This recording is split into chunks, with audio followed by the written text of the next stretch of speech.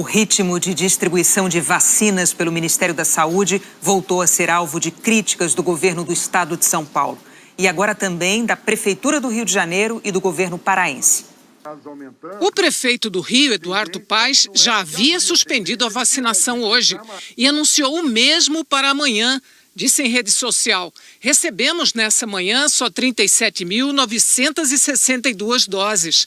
Para vacinar grupo de 24 anos, precisamos de 68 mil. Só lembrando, Rio com muitos casos de Delta e estoque do Ministério é de 11.200.000 doses. E fez uma pergunta ao governador de São Paulo, João Dória. Não tem como mandar doses direto da Coronavac para cá, não? Sem intermediários, como você está fazendo com a Prefeitura de São Paulo? Dória respondeu também em rede social: incompetência do governo federal. 11,2 milhões de vacinas estocadas e não distribuem. E esclareceu: São Paulo segue padrão de todo o país. Estado recebe doses do PNI e distribui para municípios. Aqui compramos doses extras e ainda assim falta, porque não recebemos doses prometidas pelo Ministério da Saúde. Em entrevista coletiva, Dória se referiu ao problema ocorrido na semana passada, quando São Paulo recebeu doses abaixo do que, segundo ele, teria direito. Na época, o Ministério da Saúde negou qualquer prejuízo. Disse que o objetivo era equilibrar o ritmo da vacinação em todo o país. O Ministério da Saúde não enviou as doses que prometeu enviar a São Paulo. Quero repetir aqui: o Ministério da Saúde descumpriu o acordo feito verbalmente comigo e com o Dr. Jean Gorenstein, feito pelo ministro da Saúde, Marcelo Queiroga.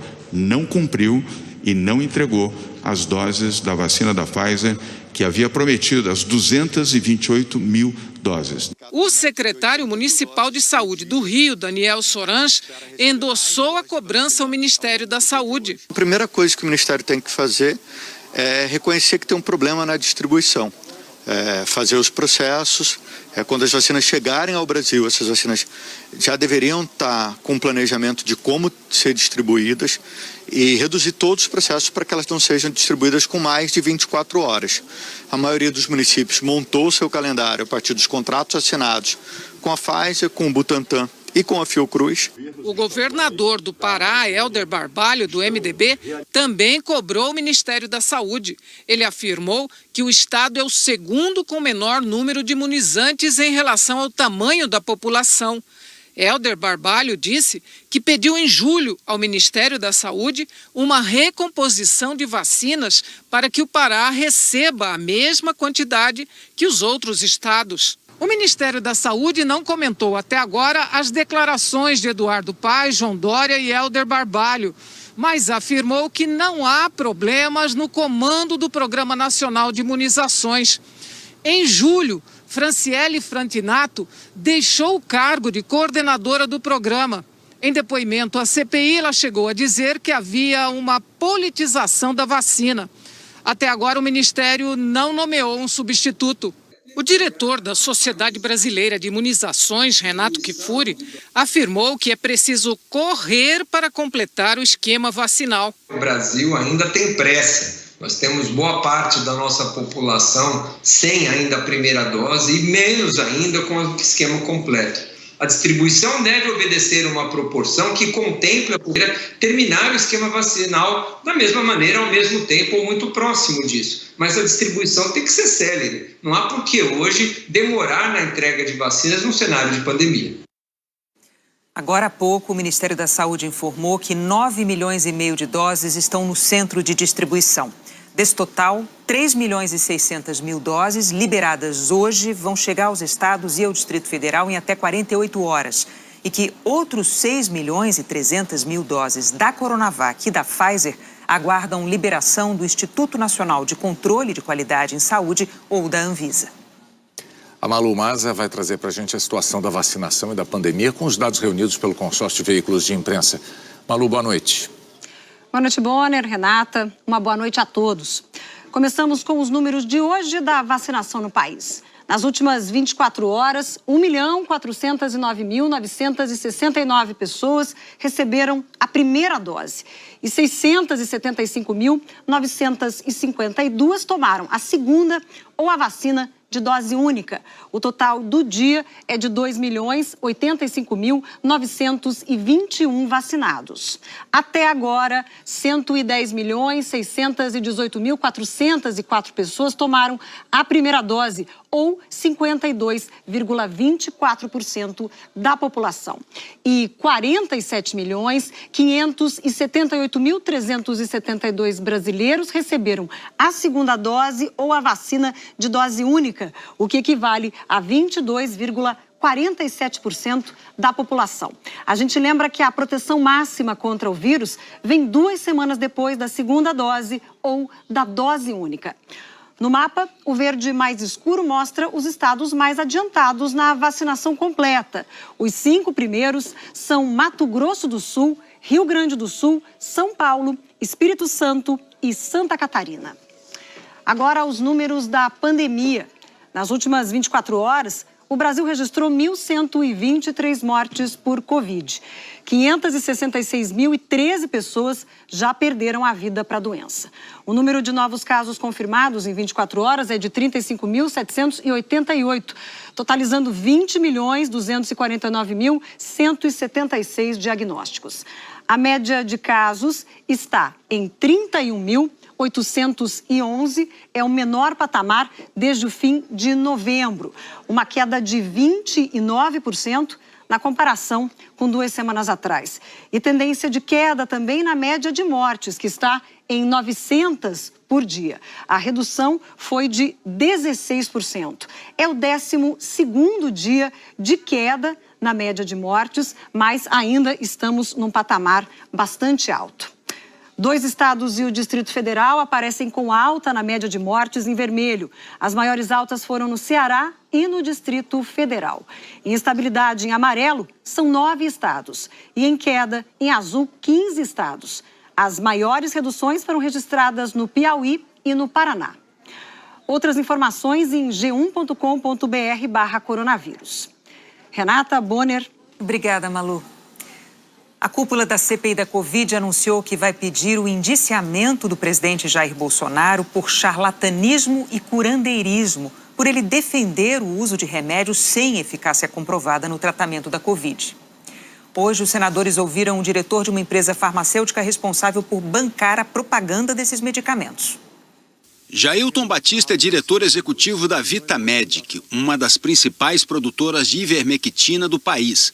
Remédio contra vermes e parasitas, mas que acabou incorporado ao chamado kit Covid, indicado pelo presidente Jair Bolsonaro e outros governistas para tratamento contra a Covid, apesar de não haver nenhuma evidência científica. Na pandemia, o faturamento da Vitamedic aumentou 29 vezes.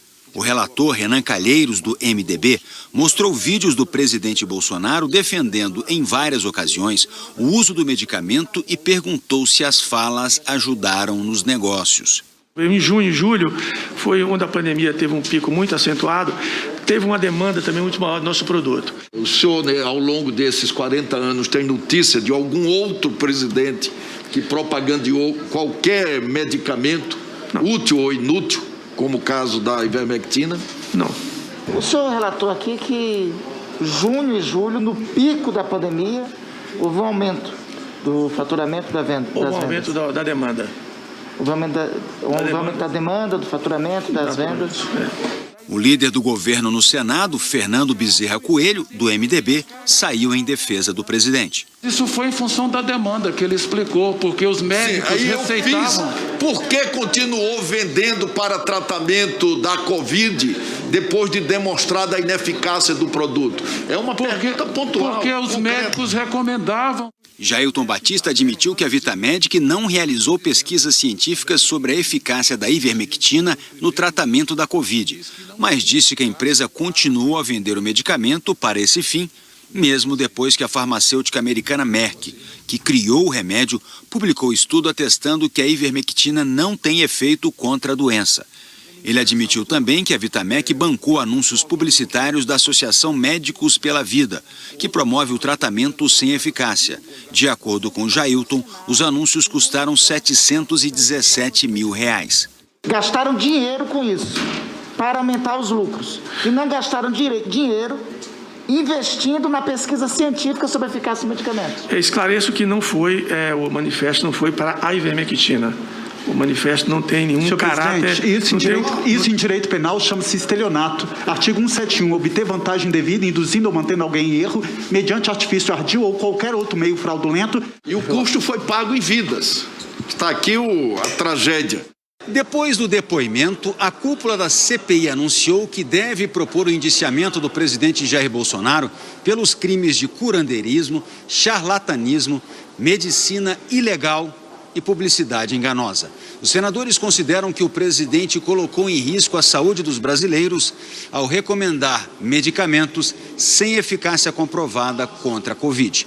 Caracterização penal na hora certa, que couber, não tenho nenhuma dúvida, eu queria repetir, o relatório a conterá. Essa é uma decisão reforçada pela maioria da comissão parlamentar de inquérito e efetivamente por tudo que está sendo investigado. A CPI também aprovou uma acariação entre o ministro Onyx Lorenzoni e o deputado Luiz Miranda, que denunciou irregularidades no contrato para a compra da vacina Covaxin. Os dois apresentaram versões diferentes sobre a documentação enviada pela Precisa Medicamentos ao Ministério da Saúde. A Câmara dos Deputados cassou o mandato de Flor de Lis, que é acusada de ter encomendado a morte do marido. Primeiro a falar, o relator do caso, o deputado Alexandre Leite, do DEM, pediu a cassação imediata do mandato da deputada do PSD do Rio. As provas coletadas tanto pelo Conselho de Ética quanto no curso do processo criminal são aptas a demonstrar que a representada tem um modo de vida inclinado para a prática de condutas não condizentes com aquilo que se espera de um representante do povo. Flor de Lis é acusada de ser a mandante do assassinato do marido, o pastor Anderson do Carmo, em junho de 2019, e responde por homicídio triplamente qualificado. Segundo o deputado Alexandre Leite, Flor de Lis usou o mandato para coagir testemunhas e atrapalhar as investigações. A representada teria utilizado do prestígio do seu cargo de deputada federal para ocultar provas, obstruir as investigações com teses de latrocínio, confundindo a polícia, direcionando a polícia em caminhos diversos daqueles que eram, de fato, o que encontrariam a verdade dos fatos. A deputada falou em seguida. Disse que é vítima de uma injustiça e que o caso dela ainda não foi julgado na justiça. Se caso eu sair daqui hoje, eu saio de cabeça erguida, porque eu sei que sou inocente e todos saberão que eu sou inocente. A minha inocência será provada. Vou continuar lutando para garantir a minha liberdade e a liberdade dos meus filhos e da minha família, que está sendo injustiçada também com tudo que está acontecendo. O advogado de Flor de Lis apelou aos parlamentares para que aplicassem a pena de suspensão do mandato, não a cassação. Mas o presidente da Câmara, Arthur Lira, disse que para isso seria preciso que alguém apresentasse uma emenda ao plenário sugerindo a redução da pena. E nenhum deputado apresentou emenda a favor de Flor de Lis. Com isso, a proposta de cassação de mandato, que já tinha sido aprovada pelo Conselho de Ética em junho, foi à votação imediatamente no plenário da Câmara. E foi aprovada por maioria absoluta, 437 votos a 7, com 12 abstenções. Flor de Lis não é mais deputada federal. A seguir, a seca faz despencar a participação de hidrelétricas na geração de energia no Brasil. Os postos de combustíveis vão poder vender etanol de mais de uma distribuidora. O compartilhamento de dados bancários abre caminho para preços menores em crédito e serviços. Acho que seria meio complicado explicar isso num comercial.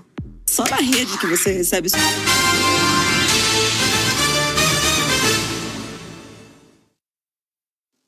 O governo federal editou uma medida provisória que permite a produtores e importadores de etanol hidratado vender diretamente aos postos sem intermediação das distribuidoras. Segundo o governo, o objetivo é abrir o mercado, aumentar a concorrência e baixar os preços na bomba. Os postos também vão poder vender combustíveis de mais de uma bandeira. Essas mudanças entram em vigor dentro de 4 meses. A Federação das Distribuidoras e a Federação do Comércio de Combustíveis vão analisar a MP antes de se manifestar. O Instituto Brasileiro de Petróleo e Gás declarou que não tem restrições à venda direta aos postos, desde que o tratamento tributário preserve a igualdade de concorrência.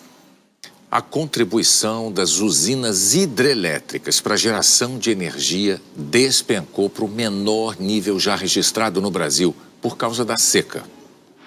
A força da água esculpiu uma das paisagens mais bonitas do mundo, mas agora as cataratas do Iguaçu estão assim.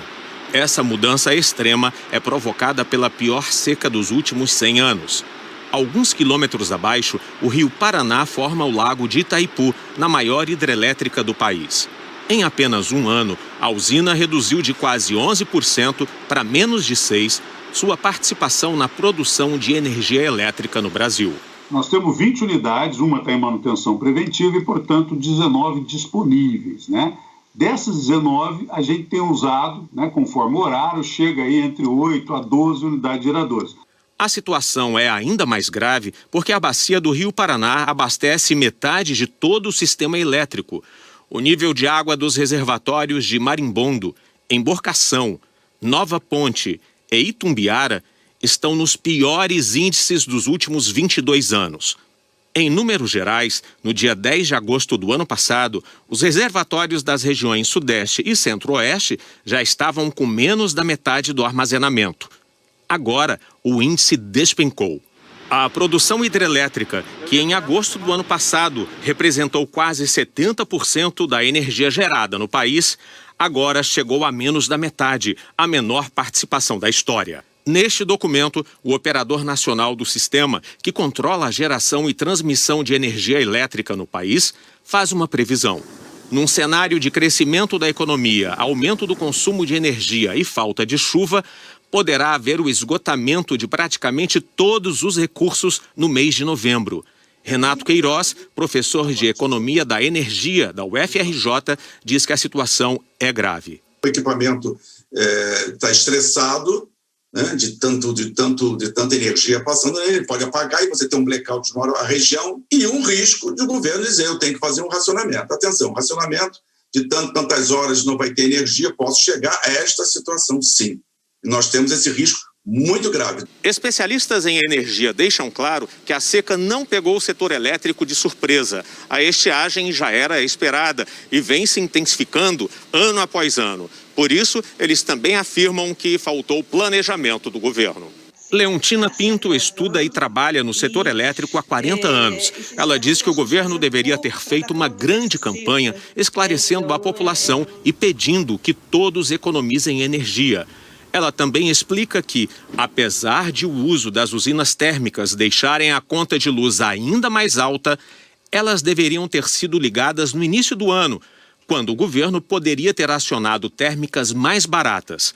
Com a espera, sobraram as mais caras. Se você não liga as mais baratas de forma continuada, por exemplo, em fevereiro, março, abril, você vai ter que ligar muito mais caras depois, porque você vai ter que suprir esse mesmo buraco energético, digamos assim, com as mesmas térmicas e outras mais caras.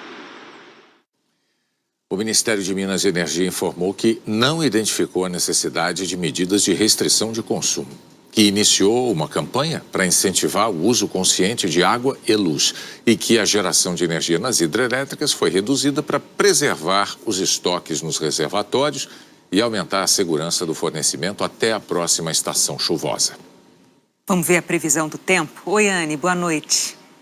Oi, Renata. Boa noite para você, para o Bonner. Boa noite a todos. Teve geada hoje e amanhã ela vai chegar numa área ainda maior. Nesta quinta, ela pode se formar até o centro do estado do Rio Grande do Sul, na região de Santa Maria. E essa friaca vai atingir todo o sul e parte do sudeste, que vão ter nesta quinta uma tarde ainda fria. Em Mato Grosso do Sul, já volta a esquentar. Florianópolis, máxima de 15 graus. Curitiba, 11.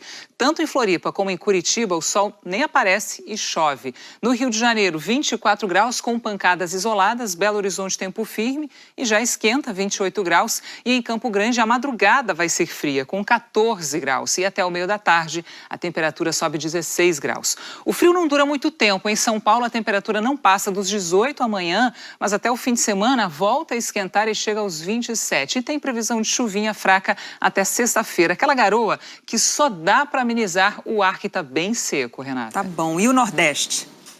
Nordeste está chovendo bem, viu, Renata? Olha só, nos últimos 3 dias choveu no Recife 156 milímetros, 72% do normal do mês todo.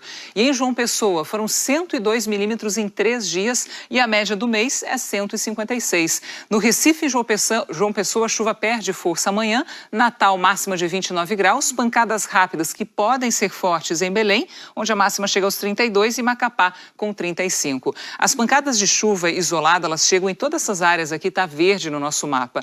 Mas nessa área em azul escuro, aqui de Santa Catarina até São Paulo, é onde o sol não aparece. Enquanto isso, o tempo segue firme com calor e umidade bem baixa no centro-oeste, interior do Nordeste e também do Sudeste. Em algumas capitais não chove há muitas semanas. Em Cuiabá, por exemplo, a última chuva significativa foi no dia 11 de junho, ou seja, há 62 dias. Não tem uma chuva agrícola, aquela acima dos 10 milímetros. E nos próximos 15 dias não há sinal dela. Amanhã a máxima é de 34 graus. Em Goiânia, calor de 33. Salvador e Aracaju, 29 graus. Em Porto Velho, 37. Vitória, 26 e Palmas, 36. Em Porto Alegre, 15 graus. E em Teresina, 22 graus a mais, 37 de máxima. Tem para todo mundo, Renata. É isso. Obrigada, Anne. Até amanhã. Em junho, as vendas no varejo caíram 1,7% no Brasil. Foi o pior resultado do comércio neste ano e a maior queda para o mês desde 2002.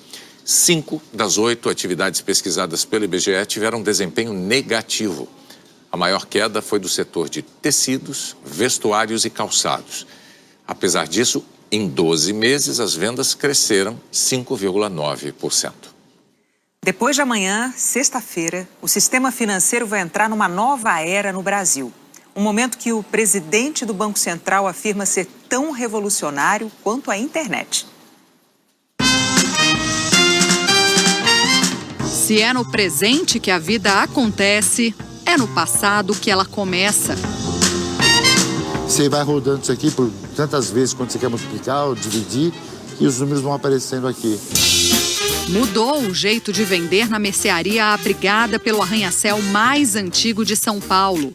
O bacalhau, procurado pelos primeiros imigrantes, ainda está lá, assim como a conta aberta no mesmo banco há mais de 4 décadas. Quando eu entro na agência, eles me chamam pelo nome. Eles me reconhecem. Eu tenho um histórico de bom pagador. O banco tem todos os meus dados. Sabe que eu sou uma pessoa que nunca teve problema na conta. É com base nas informações da vida financeira do cliente que o banco trabalha para avaliar riscos e oferecer benefícios ao longo do tempo. Só que esse histórico fica apenas com o banco onde se tem conta. E aí, quem vê que outra instituição tem, por exemplo, condições melhores para um financiamento, precisa começar um relacionamento do zero. É essa lógica que deve mudar com a chegada do que promete ser mais uma revolução no sistema financeiro. O cliente, na prática, vai virar dono dos dados dele e levar as informações para onde achar melhor. Ele poderá, se quiser, autorizar que outras instituições financeiras, onde não tem conta, passem a enxergar seus dados. É como se cada um, a partir das informações pessoais que decidir compartilhar, criasse o próprio banco. A novidade foi batizada no mundo de Open Banking. Na tradução, Sistema Bancário Aberto. Open Banking é o reconhecimento de que o dado do cliente pertence ao cliente. E o que a gente está fazendo é permitindo que o cliente use esse dado em favor dele próprio, para obter produtos melhores, mais convenientes e mais baratos para ele. O cliente vai decidir para onde a informação dele deve fluir numa espécie de trilho digital que conecta a instituição financeira dele a outras sem barreiras. Hoje, o que acontece? Por que tem os prazos?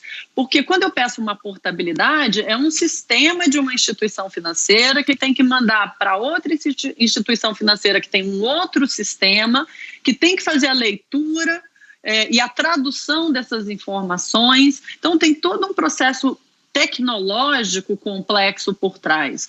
O Open Banking ele é um trilho liso, é um trilho reto e padronizado entre todas as instituições financeiras.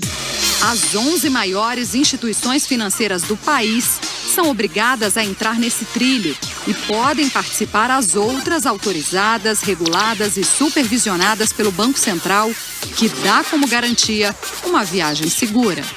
Não existe a possibilidade dessa informação não ser transacionada com um terceiro que não faça parte do sistema financeiro. Essas informações não serão públicas, não serão divulgadas na internet, ninguém vai ver.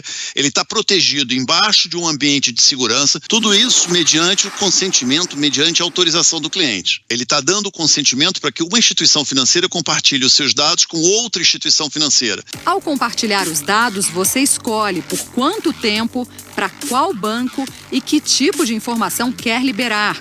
Pode ser da conta corrente e não do cartão de crédito, por exemplo. Ele dá condições para que instituições financeiras que estão entrando no mercado possam ter as informações da mesma forma que uma grande instituição financeira. É como se o seu banco, através desse compartilhamento de informações, propiciasse a outros bancos te ofertarem crédito também. E espera-se que, com isso, os custos do crédito caiam, que novas formas de fazer análise de taxa de juros cobradas em empréstimos também aconteçam, reduzindo, por exemplo, o custo das operações para o usuário final. Quem estuda economia lembra que só no dicionário, mudança vem na frente de tempo. Os novos produtos, os novos serviços, o impacto de redução de taxa de juros, de mais crédito, de maior inclusão financeira, virá no tempo, com a adaptação das instituições a esse novo modelo, a essa nova formatação do sistema financeiro. É um pouco que nem a internet, Bruna. A internet, no início, ela tinha um uso muito limitado. Hoje a gente está fazendo essa entrevista aqui graças à internet. E se a tecnologia move o mundo, esse é um caminho feito só de ida. Nos últimos 4 anos, o país viu o número de agências bancárias cair e 9 em cada 10 contratações de crédito aconteceram de forma eletrônica. A forma como a gente se relacionava com o banco era uma história de uma vida inteira, né? Isso vai mudar.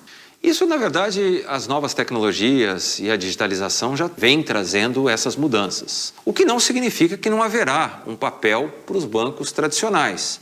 Dada a importância e dada a segurança que essas instituições oferecem, provavelmente elas terão um papel relevante ainda dentro desse mercado. Novos modelos de negócio, novos arranjos devem surgir no contexto do Open Banking. E aí é tudo uma questão de modelos de negócio e de arranjos que se conectem mais às necessidades das pessoas.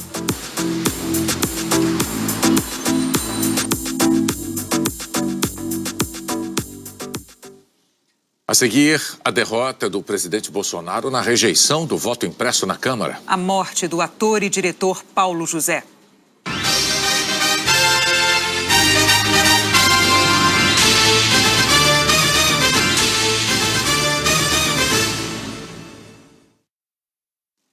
O plenário da Câmara dos Deputados impôs ao presidente Jair Bolsonaro uma derrota eloquente ontem à noite. A proposta de emenda constitucional que instituía o voto impresso não obteve o apoio mínimo necessário e acabou arquivada. O presidente da Câmara, Arthur Lira, e o do Senado, Rodrigo Pacheco, e o próprio vice-presidente da República, Hamilton Mourão, deram o caso por encerrado. Já eram quase 10 horas da noite quando o presidente da Câmara, Arthur Lira, anunciou o placar. Para ser aprovado, o texto precisava receber 308 votos a favor. Teve 229. Faltaram 79 votos. 218 deputados disseram não ao voto impresso.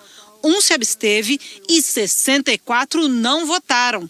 Esses 65 deputados, na prática, votaram contra o governo, porque, ao deixar de votar, eles beneficiaram a oposição e reforçaram a posição contrária ao voto impresso. A maior derrota do presidente Jair Bolsonaro no Congresso também veio com a ajuda de deputados de partidos do Centrão e da base aliada do governo, como Progressistas, PSD e PL. Logo depois da votação, o presidente da Câmara, deputado Arthur Lira, disse que a PEC era assunto encerrado e voltou a defender o sistema eleitoral brasileiro. A Câmara deu a sua palavra final, não de uma comissão, mas de um plenário, deixando claro na vontade dos votos dos senhores deputados que a PEC não teria quórum, ou seja, além da confiabilidade das urnas eletrônicas, nós e os deputados não optaram por essa inovação neste momento. Nós trabalhamos para dar um ponto final nessa situação. Como eu disse, o esticar das cordas, no meu entender, passou de todos os limites, não é? E nós temos que trazer para a normalidade. Arthur Lira também repetiu ontem o que vinha dizendo desde o início da semana, que tinha conversado com o presidente Bolsonaro e que o presidente prometeu a ele encerrar a discussão. Mas hoje, a apoiadores no Palácio da Alvorada, Bolsonaro voltou a criticar o Tribunal Superior Eleitoral. Novamente, sem apresentar provas, o presidente diz que as eleições do ano que vem não serão confiáveis. Bolsonaro mentiu ao afirmar que metade do parlamento votou a favor do voto impresso e que os 218 que votaram contra e os 65 que não votaram ou se abstiveram agiram assim por terem sido chantageados. Quero agradecer a metade do parlamento que votou favorável ao voto impresso. Parte da outra metade que votou contra, que entendo que votou chantageada. Tá? Uma outra parte que se absteve, né? Dessa parte, não são todos, mas alguns ali também não votaram com medo de retaliação. O deputado Arthur Lira não comentou a declaração de Bolsonaro. O vice-presidente, Hamilton Mourão, manifestou respeito à decisão do Congresso. Para mim está encerrado, né? O Congresso decidiu, está decidido. Com a proposta do voto impresso já arquivada, o vice-presidente da Câmara, deputado Marcelo Ramos, do PL, diz que o resultado da sessão de ontem demonstra a confiança do parlamento no sistema eleitoral. Do ponto de vista legislativo, é impossível qualquer proposta ser aprovada e, portanto, é impossível ter voto impresso na próxima eleição. A pauta foi sequestrada por uma seita que queria utilizá-la para confrontar a democracia e as instituições brasileiras. E a Câmara deixou claro que não há tanque na rua que seja mais forte do que um parlamento independente. O presidente do Senado, Rodrigo Pacheco, do DEM, também deu o assunto por encerrado e disse que o Senado não vai votar qualquer proposta sobre voto impresso. Pacheco reforçou a confiança na Justiça Eleitoral e no sistema eletrônico de votação. Indagaram-me a respeito de uma PEC parecida que há no Senado Federal desde o ano de 2015, mas considero que esse pronunciamento da Câmara em relação a esse tema torna definitiva e resolvida esta questão, não cabendo ao Senado qualquer tipo de deliberação ou de tramitação de uma matéria com o mesmo objeto em função da decisão da Câmara dos Deputados. Eu quero reiterar a minha confiança na Justiça Eleitoral brasileira, que possa se desincumbir dos caminhos das eleições de 2022 com o máximo de lisura, sem qualquer tipo de fato que possa ser apontado em relação à fraude ou qualquer coisa que o valha, que tenhamos a normalidade do processo eleitoral no ano de 2022, pilar que é da democracia, do Estado de Direito. Esse assunto está resolvido. Por meio de uma manobra de líderes de partidos, o presidente da Câmara abriu a sessão no plenário agora à noite para analisar mudanças na lei eleitoral. Um dos temas é muito criticado por reduzir o papel dos partidos, o distritão. Os deputados vão ter que escolher se aprovam o distritão, a volta das coligações partidárias ou se deixam tudo como está. Pelo atual sistema, deputados e vereadores são eleitos por votação proporcional, com as vagas sendo distribuídas proporcionalmente ao número de votos que candidatos e partidos recebem. No distritão, são eleitos os candidatos mais votados, sem levar em conta os votos nos candidatos perdedores e nos partidos. O sistema já foi rejeitado 2 vezes pelo plenário da Câmara em outras votações. O distritão é criticado por parlamentares e especialistas por promover celebridades, pessoas mais conhecidas, favorecer os candidatos que têm mais dinheiro e dificultar a renovação do parlamento. O melhor sistema do mundo é o sistema proporcional, é o que vigora a partir da Constituinte 88. O sistema distritão, ele é o pior do mundo. Ele enfraquece os partidos, fortalece o personalismo, impede a pluralidade no parlamento, impede a presença das maiorias. Cada parlamentar eleito pelo distritão vai representar um partido. E eu considero que não tem democracia forte sem partidos fortes. O líder do Democratas defende as mudanças. Não é problema de distritão ou de coligação. O problema é de cultura política e educação política brasileira. Outro ponto que será votado é a volta das coligações, quando partidos se unem em torno de uma lista de candidatos. Especialistas dizem que ela favorece os chamados partidos de aluguel e consideram a volta um retrocesso. As coligações estão proibidas desde 2017. Quando nós acabamos com a coligação, nós pensamos em ter partidos mais orgânicos, ideológicos e não fisiológicos. Infelizmente, o retorno das coligações darão condições de partidos de aluguel continuarem existindo e usarem esse atributo durante todo o processo eleitoral. Não podemos permitir que a coligação substitua o distritão. O ideal é não votar e aprovar nenhum. Como se trata de uma proposta de emenda à Constituição, tudo precisa ser votado e aprovado em 2 turnos na Câmara e em outros 2 turnos no Senado. E até o início de outubro, ou não vai valer nas próximas eleições. Analistas políticos veem com preocupação essa pressa toda em votar tantas mudanças num prazo tão curto. O que a gente está vendo aí, na verdade, me parece muito mais ser um esforço de lideranças partidárias preocupadas com a sua própria sobrevivência política e eleitoral. Muito provavelmente essa mudança não tem a ver com aquilo que seja o ideal ou o desejável em termos de uma democracia ideacional no Brasil. A votação estava marcada para amanhã e essa antecipação da pauta irritou a oposição. A Zileide Silva traz os detalhes para a gente ao vivo de Brasília. Zileide, boa noite. Boa noite, Renata. Boa noite, Bonner. Boa noite a todos. Olha, o presidente da Câmara, o deputado Arthur Lira, do Progressistas, se reuniu à tarde com líderes do Centrão. Esses líderes fizeram as contas e dizem que tem votos suficientes para aprovar o chamado distritão. Por isso, a insistência deles em votar tudo hoje à noite e resolver essa questão agora nessa sessão que começou agora há pouco. A oposição ficou extremamente irritada, tentou derrubar a sessão. Há pouco eles votaram um requerimento, perderam. Quem defende o distritão conseguiu 287 votos. Ganharam, mas esse resultado é insuficiente para aprovar uma PEC, uma proposta de emenda à Constituição, quando são necessários, no mínimo, 308 votos. E como eu disse na reportagem, em 2 turnos, aqui na Câmara e outros 2 turnos lá no Senado. E lá no Senado a tramitação dessa PEC não vai ser nada tranquila. O presidente do Senado, o senador Rodrigo Pacheco, do Democratas, já repetiu várias vezes que há muita resistência por parte dos senadores em votar tantas mudanças nesse prazo tão apertado. E o próprio Rodrigo Pacheco defende que tudo permaneça como está, com a eleição proporcional de vereadores e deputados e sem a volta das coligações que foi derrubada em 2017. Eu sigo acompanhando a sessão, Renata e Bonner. Obrigado, Zileide Silva, falando ao vivo de Brasília, e ela segue porque tem Jornal da Globo logo mais. A prefeitura de Hamamatsu, no Japão, liberou os 27 atletas da delegação brasileira para treinos isolados. Mesmo com testes negativos para a Covid, eles não podiam sair dos quartos de hotéis porque tiveram contato com 2 integrantes da delegação que testaram positivo. É em Hamamatsu que o time brasileiro está se preparando para as Paralimpíadas, que começam daqui a 13 dias em Tóquio. Chegarão hoje ao Brasil os últimos medalhistas das Olimpíadas que ainda estavam no Japão. Daqui a pouco vamos para Campina Grande. Aos poucos, eles vão matando saudade. Antes mesmo de chegar em casa em Salvador, o campeão olímpico Herbert Conceição ganhou acarajé e muqueca de camarão. Foi durante a passagem pelo Rio de Janeiro.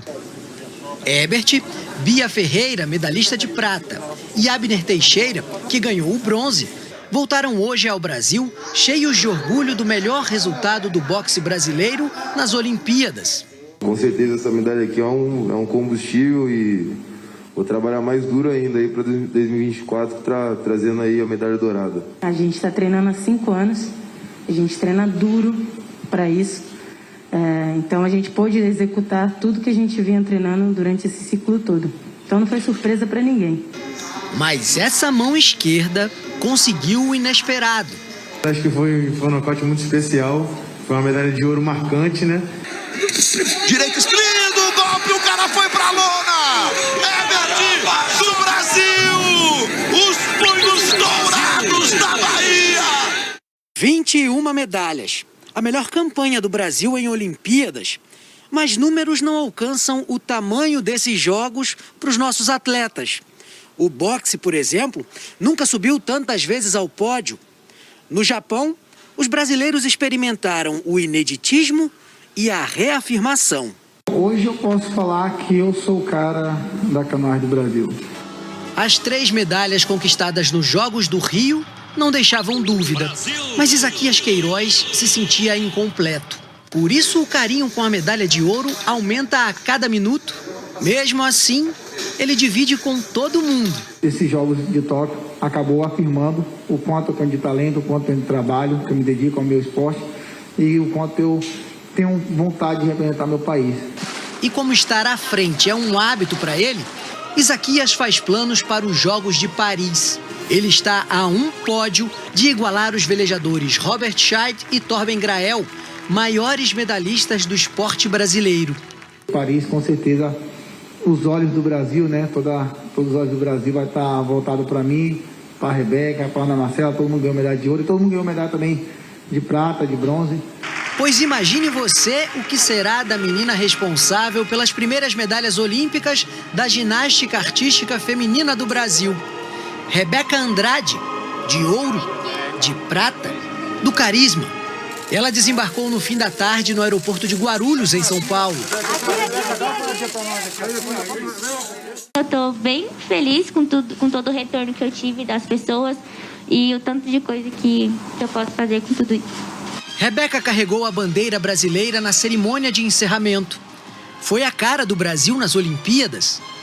Prendeu o nosso coração na garganta e soltou nossos sorrisos. Rebeca Andrade, do Brasil! Olha o ouro! Lionel Messi foi apresentado como novo jogador do Paris Saint-Germain. Milhares de torcedores se concentraram em frente ao estádio Parque dos Príncipes para receber o argentino e depois fizeram fila na loja do clube para comprar a camisa 30 do craque. Messi declarou na entrevista coletiva que a amizade com Neymar, com Di Maria e outros atletas do PSG foi fundamental para a escolha. Morreu no Rio em decorrência de uma pneumonia aos 84 anos o ator e diretor Paulo José. O Maragato morre, mas não se rende!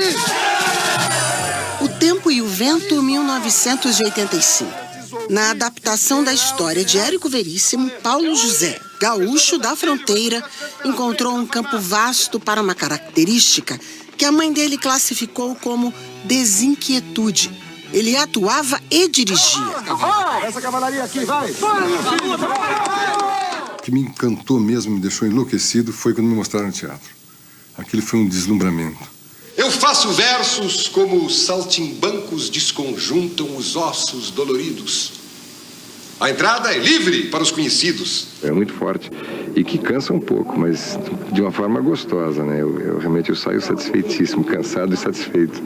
O ator, que dominava a cena com energia e intensidade, foi formado no grupo de teatro Arena. Nós começamos a trabalhar no Arena, eles antes de mim, eu cheguei, já trabalhavam nisso no método, que ele é baseado muito na observação do cotidiano, por exemplo, né? Vai no bar, tá no bar tomando um cafezinho e fica olhando, mas olhando como se estivesse fotografando tudo, os gestos das pessoas, comportamento, fala, né? Quer dizer, você incorporar nos teus recursos expressivos a realidade imediata, quer dizer, a gestualidade das pessoas que estão à tua volta. Técnica que levou para clássicos do cinema nacional, como Todas as Mulheres do Mundo. Estou apaixonado por você. Duro. Sério, apaixonadíssimo. Apaixonado. Particípio passado do verbo apaixonar. Dominado de paixão, entusiasmado, possuído de grande amor. Paulo José viveu cercado de mulheres. Da união com a atriz Dina Sfat, nasceram as 3 filhas. Dina era uma atriz em terceira dimensão. Ela saltava para fora da telinha e se instalava diretamente na casa das pessoas. Ele queria muito o papel do herói brasileiro em Macunaíma, interpretado por Grande Otelo, antes da transformação do personagem principal. Mas o diretor, Joaquim Pedro de Andrade, queria que Paulo fizesse uma plástica no nariz. Eu não vou operar o nariz nessa altura da vida, né? Não tem jeito nenhum de operar esse nariz, tá? Aí ficou um certo mal-estar e tal, né? Aí, no dia seguinte, ele voltou e disse, sabe o que eu estive pensando? Teu nariz é bom para Macunaíma. Porque ele é branco de perfil, né? Ele é preto de frente, né? E mameluco, cafuso pelos lados e tal, né? Vai ser bom esse nariz, né? Topa? É claro, né?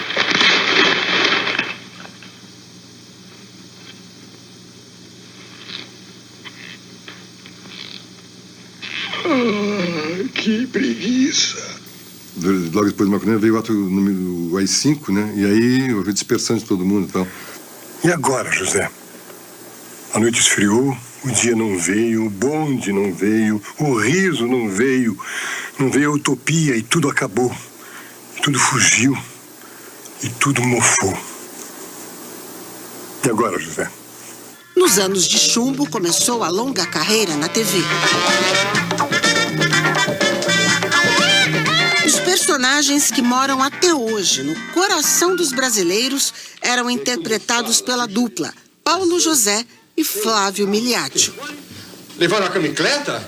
E absolutamente viva na memória das pessoas que me contam, assim, a Rádio Jaburu, a única que não dá chabu. Que é? Parou por quê? Chegando em São Paulo? Queria o minhocão. Que chegava em São Paulo, nada, chefe. Estamos na estrada há 4, 5 dias de São Paulo. Desce aqui.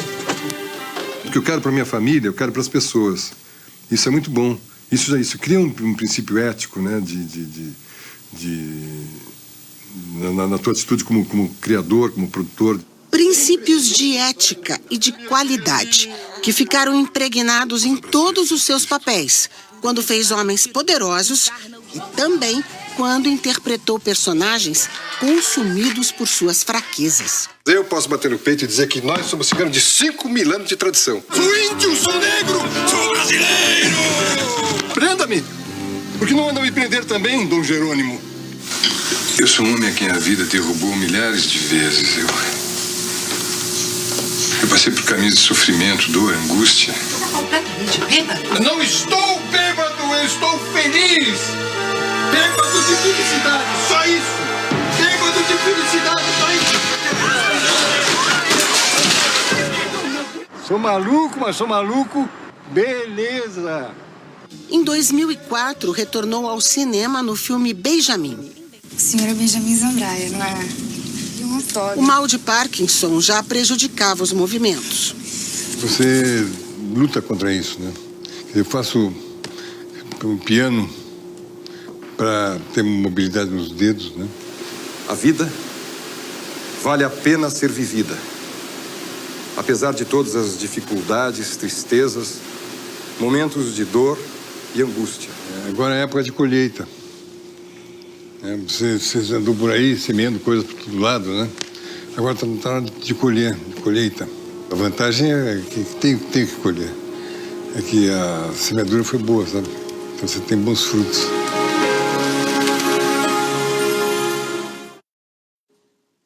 Paulo José deixa a esposa, Francisca Maria Lopes, e 4 filhos. Bel, Ana e Clara Kuntner, do relacionamento com a atriz Dina Sfat, e Paulo Henrique Caruso.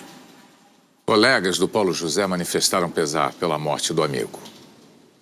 Paulo José, você foi meu parceiro em inúmeros trabalhos. Lamento muito sua partida. Sabemos o quanto você batalhou pela sua vida.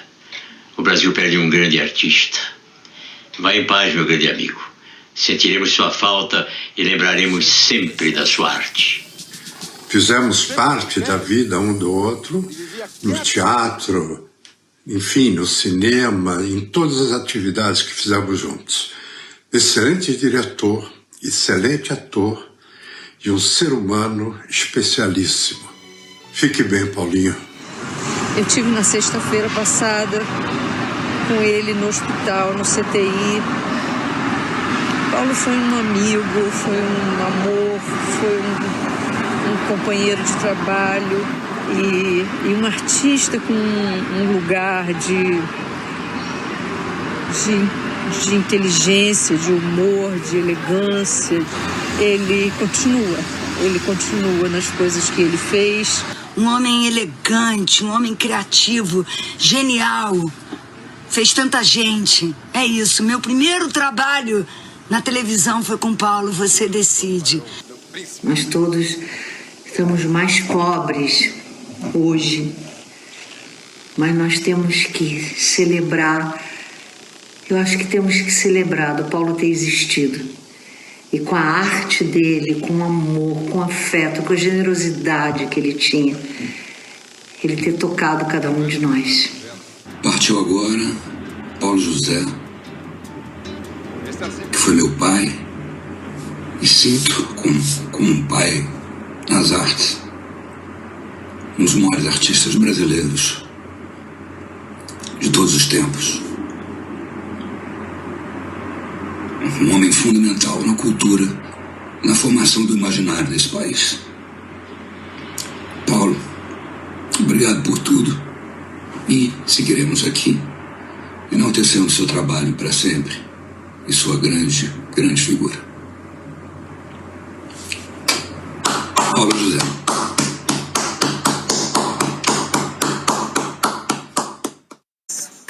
Numa homenagem ao ator e diretor Paulo José, o Corujão vai exibir o filme O Palhaço, depois do programa Conversa com Bial. Até amanhã. Até amanhã.